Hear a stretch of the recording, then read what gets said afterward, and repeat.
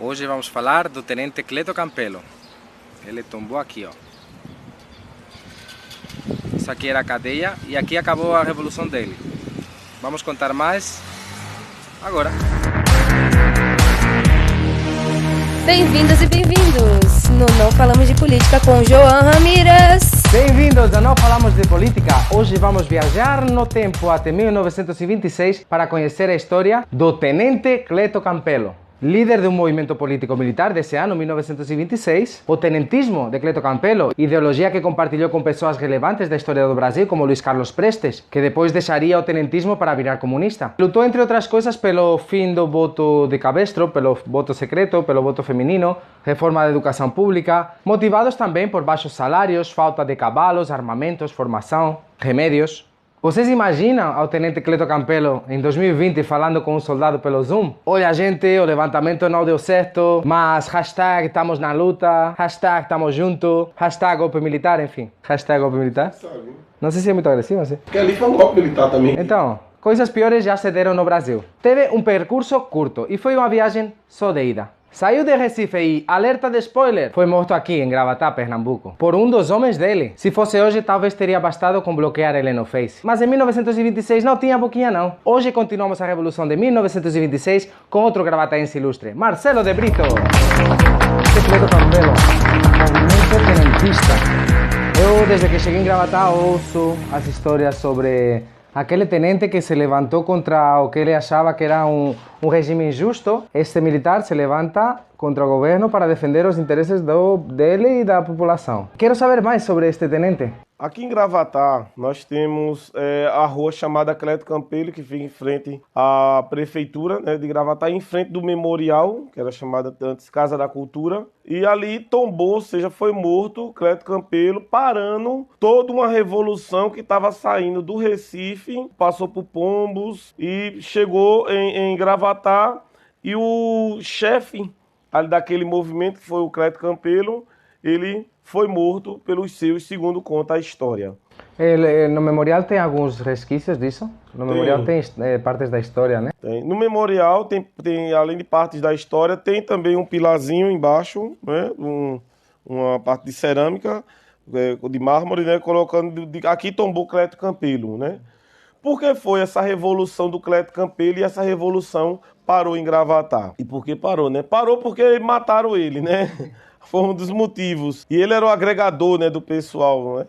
A história ela iniciou a insatisfação de 1920, quando não havia Tribunal Superior Eleitoral. Havia fraudes, corrupção e a insatisfação por causa da política chamada no Brasil Café com Leite, em que Minas dá leite e São Paulo dá café. Ou seja, os dois aqui escolhiam os presidentes e os outros estados não. Então, os militares de baixa patente, tenentes, cabos, soldados, tudo mais, se revoltaram contra aquelas condições de corrupção, a situação difícil no país, cargas de imposto.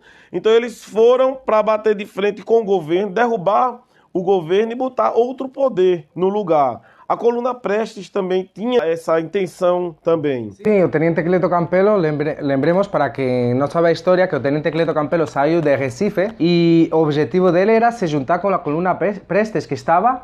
Isso. Onde estava? Estava no sertão. Sertão. E em várias cidades estavam pedaços dela. Só que não chegou ao objetivo, mas o objetivo desse movimento tenentista, do qual Carlos Prestes depois se desvincula, e os tenentistas chegam ao poder conseguindo alguns avanços para a democracia, como o sufrágio feminino, nessa época também. O que nos resta hoje em Gravatá dessa revolução de 1926? Primeiro, como eu tinha dito, veio essa revolução de uma insatisfação, em que os próprios militares se juntaram à população para poder derrubar o governo, né, e botar suas pautas, que era o voto, era sem a corrupção. Tinha o voto aberto, porque nessa época tinha voto de cabestro. O voto cabestro. Aí eles queriam impor o voto secreto. além de voto feminino. Então foi uma pauta geral que a turma, que eles saíram, e muitos outros que entraram não sabia, porque quando o Tenente Cleto Campelo ele saiu do Recife no trem, em Gravatá, em cada cidade eles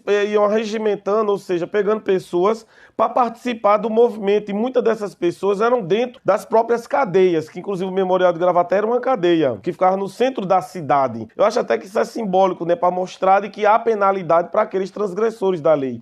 E era lá que o Cleto Campelo tirava as pessoas para fazer parte junto com ele, para se juntar à coluna Prestes e avançar contra o governo por causa dessa insatisfação geral que estava havendo por causa de corrupção, compra de voto. Essas prisões no meio da cidade, vem à minha cabeça crime e castigo, porque você vê o crime e vê o castigo ali. Dostoiévski é que tem o livro, né? Crime e Castigo, né? Dostoiévski. O que aconteceu? Quando ele parou o trem aqui em Gravatá, desceu-se 2 grupos. Cleto Campelo, ele jogou uma bomba, né? Junto com os outros dentro do memorial. As polícias já tinham ido embora, correram, né? Com medo. E ficou só os presidiários, que parece em torno de 4 ou 5 presidiários. E ele libertou os presidiários para ir com ele. Só que 2 presidiários ficaram e disse a Cleto Campelo que preferia pagar a pena ali. Cleto Campelo citou uma célebre frase aqui em Gravatá, de que aqueles que não lutam por sua liberdade não têm direito a ela. Quando Cleto Campelo estava saindo ali do memorial da cadeia, né, em meio à fumaça, recebeu tiro dos seus próprios, tombando ao chão, e a revolução parando em Gravatá. Estacionou, um dos braços da revolução foi parado ou estacionado em nosso município. É uma oportunidade ótima nesse resgate histórico para pegar essa revolução e continuá-la. Estamos aqui para revolucionar a mídia e para revolucionar as cabeças. E para isso vai nos ajudar o seguinte vídeo. Prestem atenção. Bom, temos conosco Marcos Gabriel, que é professor e cientista político, conhecedor da história de Gravatá, e queria perguntar para ele por que Cleto Campelo foi morto.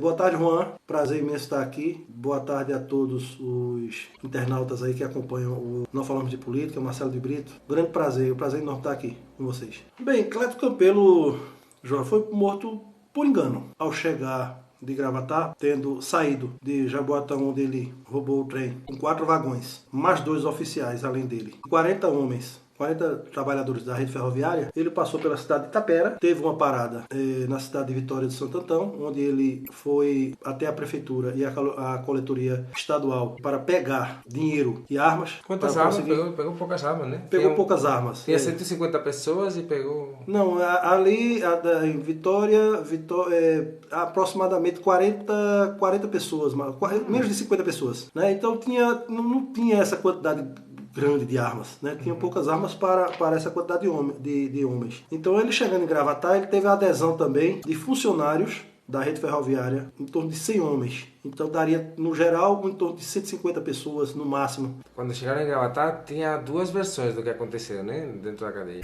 Alguns historiadores falam, né, existem 2 versões. A primeira versão, que é a mais oficial, né, da história oficial, é que Cleto foi até a cadeia pública para saquear, para roubar a cadeia pública. Então, o que ele podia roubar na cadeia pública? Estranho, né? Era mais fácil roubar outro lugar. Mas o que é que ele poderia roubar na cadeia pública? Ele poderia roubar armas e poderia roubar também alguns utensílios já furtados pelos presos. E tinha outra versão, segundo eu sei, era que ele queria libertar presos, não é? A segunda versão é justamente essa, libertar presos para que os presos aderissem ao movimento.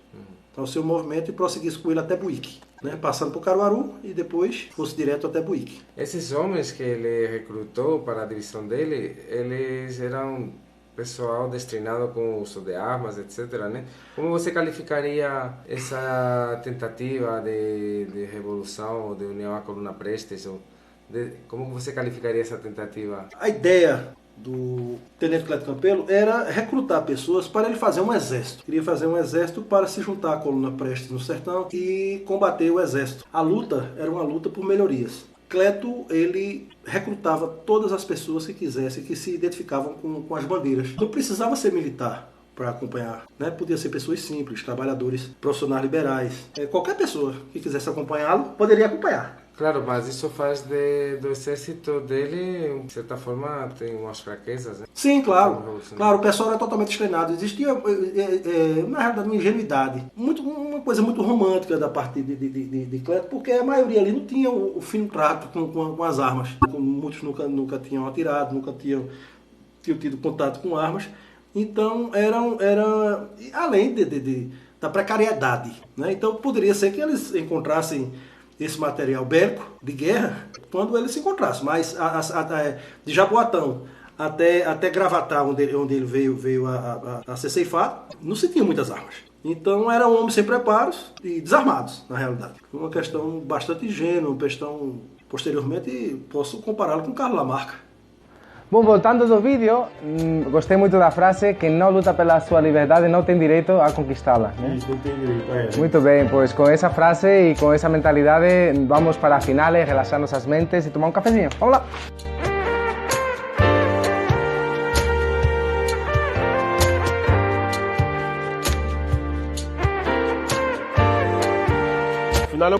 Vamos lá. Bom, Marcelo, hoje falamos sobre um revolucionário. Eu gosto muito das histórias dos revolucionários e mais quando o revolucionário era daqui, ou bom, não era daqui, né?